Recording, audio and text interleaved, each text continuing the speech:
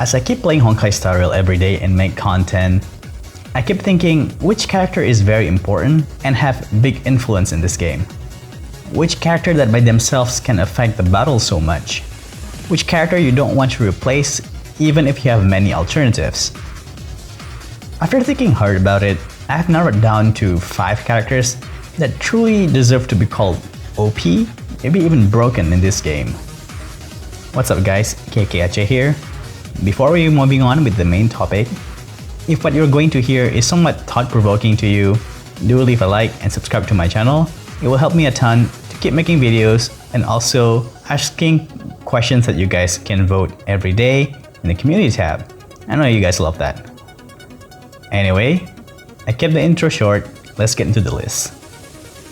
Starting with number 5, Harmony Trailblazer. Didn't expect this one, did ya? This character brought the super break mechanics into the game, and it is game-changing. The fact this character unlocks a new playstyle that competes against other playstyle with much less setups when it comes to character stats and relics makes this particular character to be extremely valuable, at least in my opinion. With traditional DPS, you want to get crit rate, crit damage, attack, and speed, so you can deal good damage consistently. With Break Team though, you mostly just need to build your break effect and speed, maybe a little bit of attack just for extra damage prior inflicting the break. And you end up making some supports to deal decent damage at the same time with Super Break.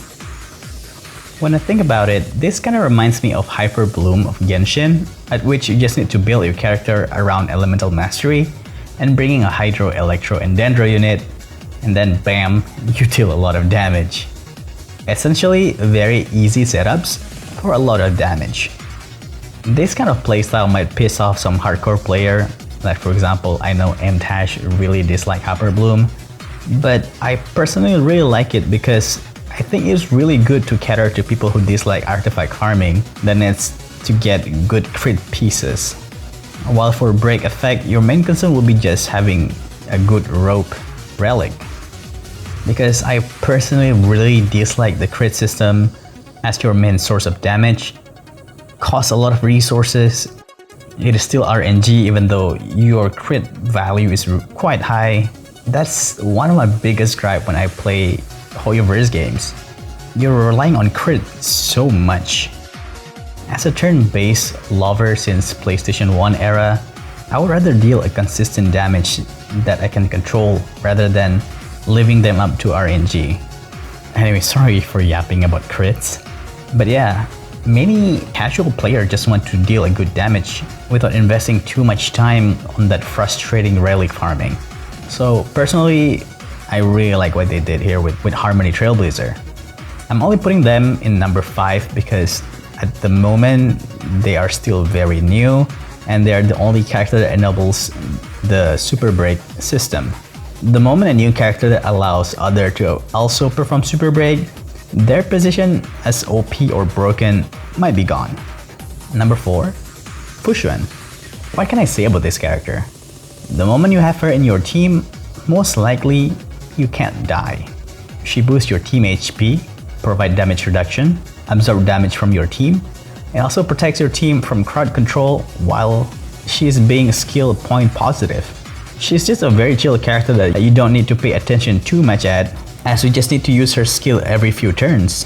Compared to other sustains like healers or shielder that you might require an emergency heal or emergency shield. With Fushuan, just chill and let her tank. What's great about her is that she doesn't protect your team with shields, and that can be a good thing since shield can expire and they might expire on the most crucial moments. And that might cost you the run. Meanwhile, she protects you with her own HP, and when she's low enough, she just heals herself. And she can heal the other teammates as well with her ultimate. Not much, but that does the job. Oh, and also, she provides a decent crit rate boost as well. It's just a little bonus, nice little bonus for your traditional DPS. In terms of sustain, I personally think that she's still the best in the game, and might stay like that for a while. I was thinking which character deserves to be in this spot, is it aventurine or fusion? But with my experience using aventurine, even though he provides a lot of offensive utilities for your team, there are many times that I almost died because aventurine shield just expired on time, or I just don't have enough skill points to renew his shield. With fusion, you don't need to think about all of that. Just make sure use her skills every few turns. The third character will be Kafka.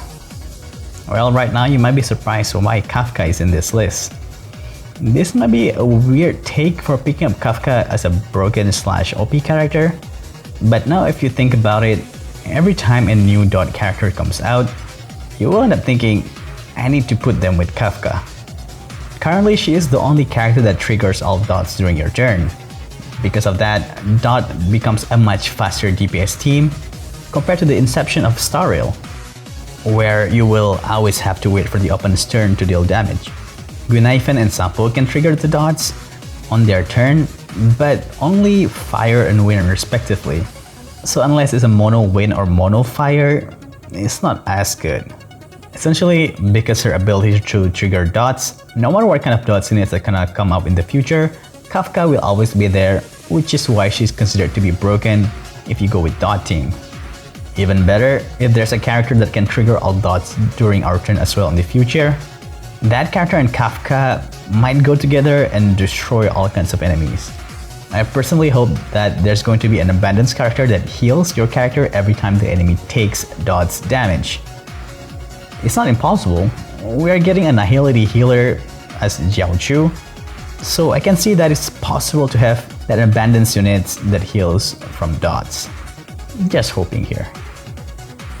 Second character will be Jang Acheron. Well, the reasons I have her here, when it comes to traditional DPS that I can think of, that I can bring anywhere in almost all situations, my mind goes immediately to Acheron. She hits really hard thanks to her ultimate that can reduce enemy resistance by 10%, also ignores enemy elemental weakness, and still dealing toughness damage. Insane multiplayer too. With the minimum amount of setup by having another 2 Nihility characters in your team, she deals so much damage. This can be easily achieved by having Pela and Gunaifen, a strong Nihility 4 stars that can also act as a defense debuffer to help her getting her ultimate, while also causing her to do a lot more damage through the defense shred. And just put Gallagher as your sustain because he helps you to give stacks for Acheron's ultimate as well. Not only that, her playstyles allows a new team, a semi-new team. Before, we always want to put a Harmony unit in a team, but now you're incentivized to actually bring Nihility unit instead. Because with Nihility, before, when you want to inflict debuff, there's a chance that the enemies might resist it. But now with Acheron, at least, you want to put Nihility instead because that makes her stronger. This alone already makes her very strong. But with the incoming Jiaochu, a Nihility unit that can also heal, on paper, this will make Acheron becomes much stronger with a full Nihility team, as they could increase Acheron ultimate charge a lot faster. I really want to see how much faster can you unleash Acheron's ultimate. Also, with the bonus that she can instant kill enemies in overworld and simultaneous universe, that really changes how you play the game, as you're able to save a lot of time and perhaps doesn't ever fighting mobs ever again. And you still get the materials from the mobs. Basically, she does so much for one DPS unit. Compared to other DPS, it seems like they don't do as much, even though Acheron might require more setups in order to perform with her maximum potential. I still consider her to be very broken. And number 1, who do you think it will be? It belongs to Ruan Mei. Well, I think without me explaining, you all already know why she is number 1. She could be the only Harmony character that you will ever need. She supports all teams, from traditional DPS, follow-up, dots, and break, by buffing the break effect, speed, damage, crits, and most importantly, break effect efficiency, such a precious buff. As putting enemies into break state as soon as possible rarely benefits the team in terms of controlling the enemy's action flow. On top of that, with her ultimate, you can extend the enemies weakened state. This allows you to deal a little bit more extra damage that sometimes can be the life-changing actions that brings you the victory. With traditional and follow-up DPS, you have one more actions to deal a lot more damage.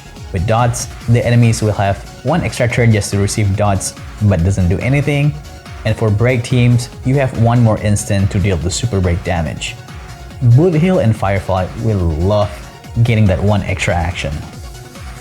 And keep in mind that all of these buffs are team-wide. So all characters from all kinds of teams really benefits having a Ruan in your team. I still can't believe Hoyoverse designed a character like this, while other games probably would have divided her kit into several characters. Was that a mistake? We won't know. Just because one character does so much and can fit anywhere, she deserves the title of the most broken character in Honkai Star Rail at the moment. Well, that's my 5 broken characters in Honkai Star Rail. Should we call them broken or strongest? Let me know. I call them broken because compared to other characters, they do so much, or they're so influential compared to the other characters.